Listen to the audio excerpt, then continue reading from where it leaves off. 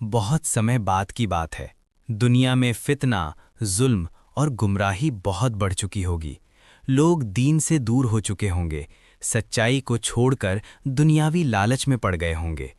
ऐसे समय में अल्लाह एक बहुत बड़ा इम्तिहान भेजेगा, जिसे दज्जाल का फितना कहा जाता है।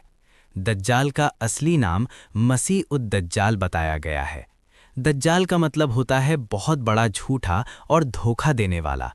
वो इंसानों को धोखा देने के लिए आएगा और अपने आप को खुदा जैसा साबित करने की कोशिश करेगा।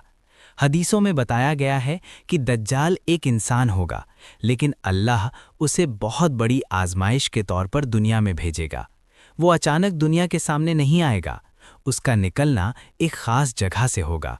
कई इस्लामी रिवायतों में आता है कि वो मशरिक की तरफ से खुरासान के इलाके से निकल सकता है। जब दज्जाल पहली बार लोगों के सामने आएगा तो उसकी शक्ल आम इंसानों से अलग होगी। हदीस में बताया गया है कि उसकी एक आंख खराब होगी, एक आंख बिल्कुल उभरी हुई अंगूर की तरह होगी और दूसरी आंख से वो ठीक से नहीं देख पाएगा।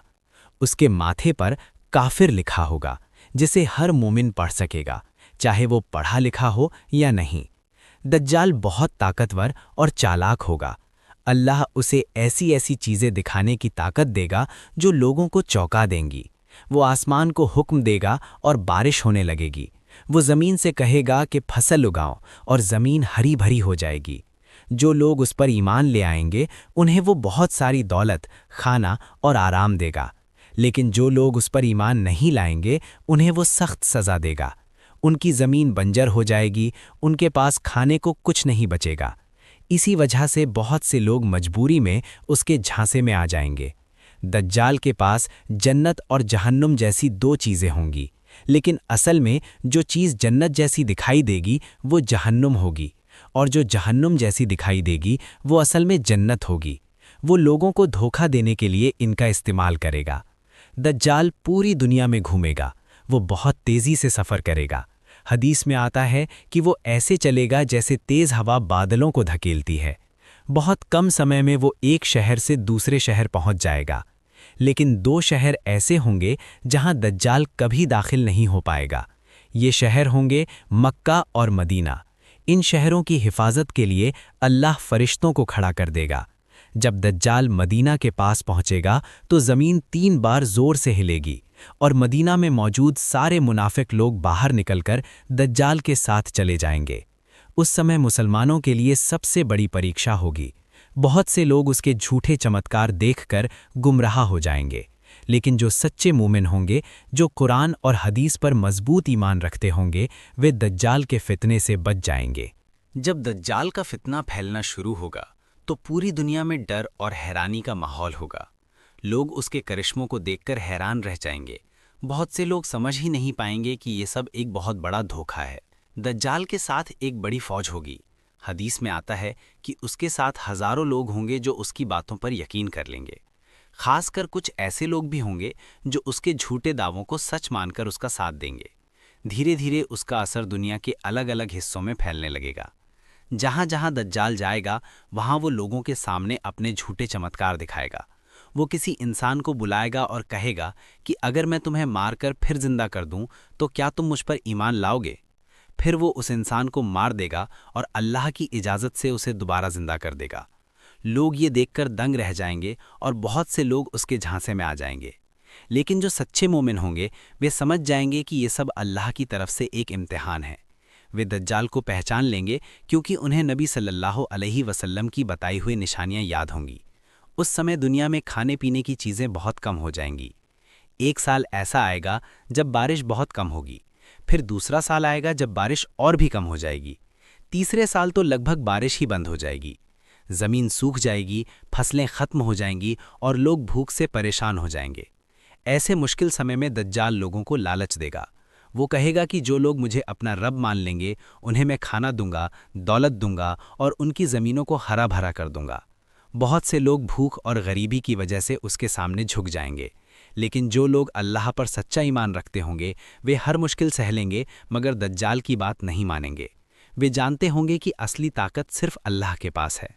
दज्जाल दुनिया के लगभग हर शहर और हर इलाके में जाएगा। वो लोगों को गुमराह करने की हर कोशिश करेगा, लेकिन मक्का और मदीना में वो कभी दाखिल नहीं हो पाएगा। जब वो मदीना के पास आएगा तो फरिश्ते उसके रास्ते को रोक देंगे। मदीना में उस समय एक नेक नौजवान होगा। जब उसे पता चलेगा कि दज्जाल बाहर आया है तो वो बहादुरी के साथ उसके सामने जाएगा। वो दज्जाल से कहेगा कि मैं गवाही देता हूं कि तू वही दज्जाल है जिसके बारे में हमारे नबी ने हमें बताया था। दज्जाल गुस्से में आकर उस नौजवान को पकड़ लेगा। वो लोगों के सामने उसे 2 टुकड़ों में काट देगा और फिर उसे जिंदा कर देगा।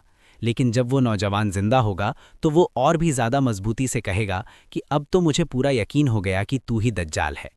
ये देखकर दज्जाल बहुत गुस्सा होगा, लेकिन वो उस नौजवान को दोबारा नुकसान नहीं पहुंचा पाएगा। दज्जाल का फितना 40 दिनों तक रहेगा, लेकिन ये 40 दिन आम दिनों जैसे नहीं होंगे। पहला दिन 1 साल के बराबर होगा, दूसरा दिन 1 महीने के बराबर, तीसरा दिन 1 हफ्ते के बराबर और बाकी दिन सामान्य दिनों जैसे होंगे। इस पूरे समय में दुनिया के मोमिन लोग बहुत मुश्किल हालात से गुजरेंगे। वे हर वक्त अल्लाह से दुआ करेंगे कि उन्हें इस बड़े फितने से बचाए। दज्जाल का फितना जब अपने चरम पर होगा, उस समय दुनिया में सच्चे मोमिन बहुत कम रह जाएंगे। हर तरफ डर, भूख और गुमराही का माहौल होगा। जो लोग दज्जाल के झूठे चमत्कारों को देखकर उसके पीछे चल पड़े होंगे, वे उसे अपना मालिक मानने लगेंगे। लेकिन जो सच्चे मुसलमान होंगे, वे दज्जाल से बचने के लिए एक जगह इकट्ठा होने लगेंगे। उस समय मुसलमानों का एक बड़ा जमात शाम यानी सीरिया के इलाके की तरफ होगा। वे लोग अल्लाह से मदद की दुआ करते रहेंगे और दज्जाल के खिलाफ खड़े रहने की तैयारी करेंगे। दज्जाल भी अपनी फौज के साथ उसी तरफ बढ़ेगा। उसका इरादा होगा कि वो उन बचे हुए मोमिनों को भी अपने झांसे में ले आए या उन्हें ख़त्म कर दे। हर तरफ ये खबर फैल जाएगी कि दज्जाल अब मुसलमानों के करीब पहुंच चुका है। उसी समय अल्लाह अपनी एक बहुत बड़ी मदद भेजेगा। एक सुबह का वक्त होगा। मुसलमान नमाज के लिए खड़े होंगे। उनके इमाम नमाज शुरू करने ही वाले होंगे कि अचानक आसमान से एक नूर उतरेगा। लोग हैरान होकर आसमान की तरफ देखेंगे। ये नूर दरअसल हज़रत ईसा अलैहिस्सलाम का होगा। हज़रत ईसा अलैहिस्सलाम आसमान से उतरेंगे। हदीस में आता है कि वे 2 फरिश्तों के सहारे उतरेंगे। उनका उतरने का स्थान दमिश्क यानी शाम की एक सफ़ेद मीनार के पास होगा। उन्होंने हल्के पीले रंग के कपड़े पहने होंगे और उनके चेहरे से नूर चमक रहा होगा। जब मुसलमान उन्हें देखेंगे तो उनके दिलों में उम्मीद और हिम्मत वापस आ जाएगी। सब समझ जाएंगे कि अल्लाह ने उनकी मदद के लिए अपने नबी को भेज दिया है। हज़रत ईसा अलैहिस्सलाम मुसलमानों के साथ नमाज पढ़ेंगे और फिर दज्जाल का सामना करने के लिए आगे बढ़ेंगे। जब दज्जाल को पता चलेगा कि ईसा अलैहिस्सलाम आ चुके हैं तो वो डर जाएगा, क्योंकि उसे पता होगा कि उसका अंत अब करीब है। दज्जाल भागने की कोशिश करेगा, लेकिन हज़रत ईसा अलैहिस्सलाम उसका पीछा करेंगे। आखिरकार वो फ़िलिस्तीन के इलाके में लुद नाम की जगह के पास पहुंच जाएगा।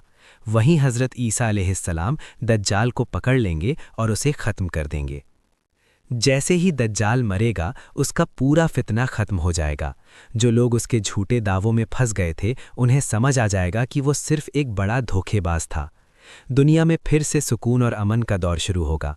लोग फिर से अल्लाह की इबादत की तरफ लौटने लगेंगे। हज़रत ईसा अलैहिस्सलाम इंसाफ के साथ हुकूमत करेंगे और दुनिया में सच्चाई और भलाई का राज होगा। दज्जाल के मारे जाने के बाद दुनिया में एक बड़ा बदलाव आएगा। लोग जो पहले डर और फितने में जी रहे थे, अब उनके दिलों में सुकून आने लगेगा।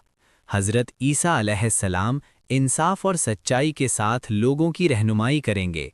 उस समय दुनिया में इस्लाम की हकीकत फिर से मजबूत होगी और लोग अल्लाह की इबादत की तरफ लौटने लगेंगे। हज़रत ईसा अलैहिस्सलाम झूठ और जुल्म को ख़त्म करेंगे। वे लोगों को बताएंगे कि असली इबादत सिर्फ अल्लाह की है और इंसान को किसी और को खुदा नहीं मानना चाहिए। उस दौर में बहुत से लोग इस्लाम कबूल करेंगे, क्योंकि उन्होंने अपनी आँखों से देख लिया होगा कि दज्जाल कितना बड़ा धोखेबाज था। उस समय दुनिया में इंसाफ इतना बढ़ जाएगा कि लोगों के बीच झगड़े और नफ़रत कम हो जाएंगे। दौलत इतनी ज़्यादा होगी कि ज़कात लेने वाला भी मुश्किल से मिलेगा। लोग एक दूसरे के साथ अमन और मोहब्बत से रहने लगेंगे। लेकिन दुनिया की परीक्षाएं यहीं ख़त्म नहीं होंगी। कुछ समय बाद अल्लाह एक और बड़ी आजमाइश भेजेगा, जिन्हें याजूज और माजूज कहा जाता है। ये बहुत बड़ी और ताकतवर कौमें होंगी जो दुनिया में हर तरफ फैल जाएंगी। वे जहां से गुजरेंगी वहां तबाही मचा देंगी। जब याजूज और माजूज निकलेंगे तो इंसान उनकी ताकत का मुकाबला नहीं कर पाएंगे। लोग बहुत परेशान हो जाएंगे और हज़रत ईसा अलैहिस्सलाम के पास मदद के लिए आएंगे। तब हज़रत ईसा अलैहिस्सलाम मुसलमानों को लेकर पहाड़ों की तरफ चले जाएंगे और सब मिलकर अल्लाह से दुआ करेंगे। आखिरकार अल्लाह खुद याजूज और माजूज को ख़त्म कर देगा। आसमान से एक बीमारी भेजी जाएगी जो उन्हें ख़त्म कर देगी और दुनिया फिर से उनके फितने से साफ हो जाएगी। इसके बाद कुछ समय तक दुनिया में अमन और बरकत का दौर रहेगा। ज़मीन पर इतनी बरकत होगी कि एक अनार को कई लोग मिलकर खा सकेंगे और उसके छिलके के नीचे लोग आराम कर सकेंगे। दूध में इतनी बरकत होगी कि एक जानवर का दूध बहुत सारे लोगों के लिए काफ़ी होगा। लेकिन धीरे धीरे वक्त गुजरता रहेगा और आखिरकार दुनिया अपने आखिरी दौर की तरफ बढ़ने लगेगी। एक दिन ऐसा आएगा जब क़यामत की बड़ी बड़ी निशानियां पूरी हो जाएंगी और दुनिया का अंत करीब आ जाएगा। इंसान को इन कहानियों से ये सीख मिलती है कि दुनिया की ज़िंदगी एक इम्तिहान है। अल्लाह अपने बंदों को कभी कभी बड़े फितनों से आजमाता है ताकि ये पता चले कि कौन सच्चाई पर कायम रहता है और कौन गुमराही की तरफ चला जाता है। इसलिए हर मुसलमान को चाहिए कि वो अपने ईमान को मजबूत रखे, कुरान और नबी सल्लल्लाहु अलैहि वसल्लम की बातों को याद रखे और हर हाल में अल्लाह पर भरोसा करे। यही रास्ता इंसान को हर बड़े फितने से बचा सकता है।